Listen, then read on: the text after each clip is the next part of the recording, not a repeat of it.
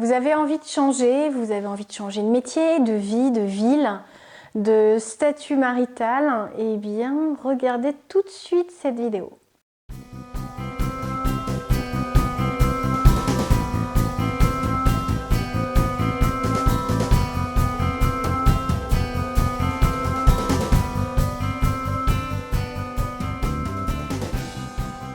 Il arrive des fois d'avoir envie de changer de vie, de tout plaquer, d'abandonner son boulot, de partir avec femme et enfants à l'autre bout du monde avec un sac à dos pour découvrir ce que le monde, les nouvelles cultures ou toute autre chose peut avoir à offrir, ou on peut avoir envie de changer plein de choses.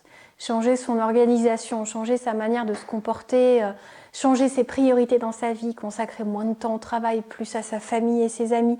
En tout cas, plein d'envies. Ça arrive très souvent au moment des bonnes résolutions. Comment réussir à changer ? Des fois, j'ai des personnes qui viennent me voir au sein du cabinet, je suis coach de vie pour ceux qui ne le savent pas, et qui me disent voilà, moi j'aimerais tout changer, ma vie ne me convient pas. Il y a une clé, une chose à savoir, avant de commencer ce changement, on ne peut pas tout changer d'un coup. C'est impossible, ça va demander trop d'efforts, vous ne pouvez pas vous atteler à plusieurs choses importantes qui demandent beaucoup de sacrifices en même temps. Vous allez diluer finalement votre énergie, votre motivation et vous risquez de réussir à ne rien changer du tout alors qu'en s'attaquant à un point prioritaire, puis un autre, puis un troisième, là vous avez toutes vos chances. Alors comment est-ce qu'on fait ça? On regarde vraiment ce qu'on veut changer, on prend un papier, un crayon, ceux qui me connaissent sont des habitués. C'est important de sortir de son esprit et de transposer par écrit ce qu'il y a dans notre tête, ça permet d'y voir beaucoup plus clair. De voir ce qui finalement nous parle est important, prioritaire.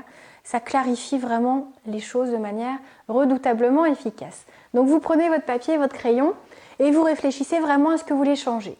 Est-ce que par exemple vous voulez changer de métier? Donc dans ces cas-là, quel est le nouveau métier qui vous attire? Si vous n'êtes pas sûr que ça vous plaise, intéressez-vous aux différentes pistes à travailler pour vraiment savoir si c'est le métier qui vous correspond. C'est pas le sujet de la vidéo, mais voilà, il y a un vrai travail à faire autour de cette envie de changement.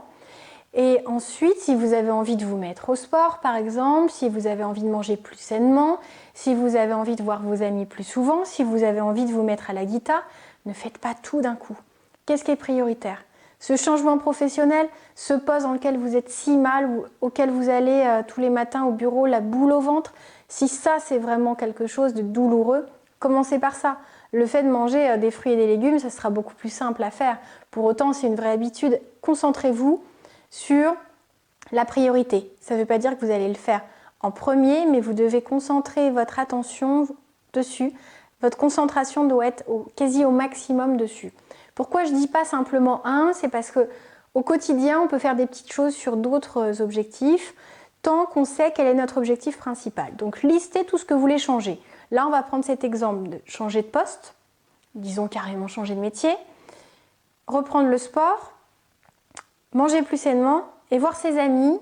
Et on avait rajouté un 5e objectif, soyons fous, apprendre la guitare. 5 objectifs. Clairement, il faut vraiment accorder 90% de votre attention sur l'objectif majeur, celui qui vous fait vraiment du mal, qui est l'emploi dans lequel vous vous sentez mal. Vous allez devoir établir un plan, c'est pas toujours facile quand on est tout seul pour le faire, mais vous pouvez vous adresser à quelqu'un pour le faire. Je le fais, si vous le voulez. Vous pouvez me consulter ou au cabinet de coaching de vie à Rennes ou par téléphone, ou auprès de tout autre professionnel qui peut vous guider. En tout cas, votre attention doit vraiment être celle-là. Vous devez mettre en place des étapes, des actions qui vont vous rapprocher de cet objectif quotidiennement. Ensuite, rien ne vous empêche en parallèle, avec les 10% de concentration qui vous restent, de vous mettre à se dire bon ok, le sport c'est important, je me planifie une séance, 2 séances, où je vais marcher de manière intensive pendant 30 minutes, 40 minutes, où je me mets à faire un peu d'abdos, un peu de pompe, un entretien assez général, mais je me tiens à une, ça ne fera pas grand-chose, mais 2 séances par semaine et je les planifie tous les mercredis soirs, tous les samedis matins. J'ai mon créneau de 2 heures ou d'1 heure qui est réservé et je m'y attelle. Et pour l'autre objectif, manger sainement, si ça vous tient à cœur, eh bien c'est une organisation, c'est juste une liste un peu différente quand vous faites vos courses. Imaginez vos menus à l'avance, voyez les fruits, légumes, les poissons, toutes les choses saines que vous avez envie de manger. Prévoyez-les dans votre liste de courses parce que clairement, si vous n'anticipez pas, Vous avez envie de manger sainement, mais qu'en ouvrant le frigo, vous n'avez que des plats préparés, vous ne pourrez pas faire de miracle. Donc achetez plein de fruits, achetez des légumes. Pour ceux qui n'ont pas suivi le défi alimentaire, allez regarder sur ma playlist. Je me suis lancée dans un défi alimentaire sur 30 jours où j'ai complètement changé mon mode d'alimentation pour gagner en énergie, pour être plus reposée en me réveillant le matin, pour éviter ces pics de fatigue qu'on peut avoir du fait de la digestion après des repas, plus ou moins lourds. Vous allez voir tout ce que l'alimentation peut faire comme miracle dans une journée. Donc allez regarder les vidéos du défi alimentaire, vous apprendrez en plus plein de choses. Mais c'est important, surtout, de ne pas se dire que vous allez tout changer en même temps. Vous devez avoir votre objectif prioritaire et vos secondaires. Et une fois que par exemple vous êtes habitué, vous avez mis ça en place comme un automatisme que de manger plus sainement, de vous tenir à vos entraînements réguliers de manière hebdomadaire sur le sport, et bien là, passez à autre chose en vous disant bon ça y est, ça devient un automatisme, c'est rentré dans mon agenda, dans mon organisation de la semaine. J'ai un peu de place pour maintenant planifier comment faire pour voir plus d'amis. Allez hop, une fois par mois, j'invite à la maison tout mon groupe d'amis ou tel couple ou je vais prendre un café avec tel collègue que j'aime bien.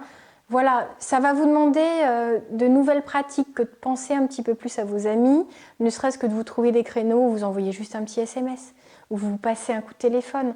Si on n'y pense pas et qu'on ne s'organise pas, la vie file trop vite.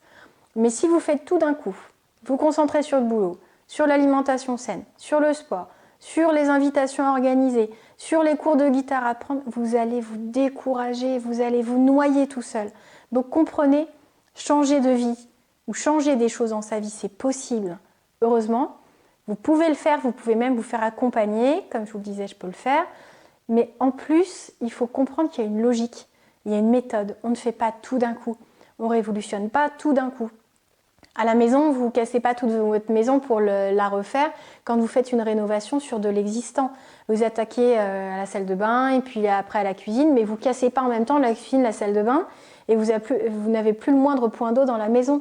C'est la même chose dans votre vie. Ne cassez pas tout. Attaquez une chose à la fois, les choses prioritaires, celles qui vont vraiment avoir un impact important sur votre vie.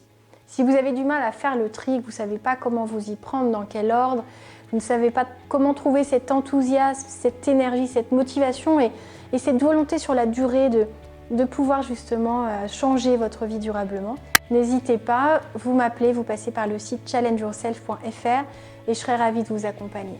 C'était Valérie Sauvage, je vous dis à très bientôt. Si vous aimez les vidéos, dites-le, abonnez-vous, c'est gratuit et mettez un petit j'aime sous la vidéo et vos commentaires sont les bienvenus. À très vite.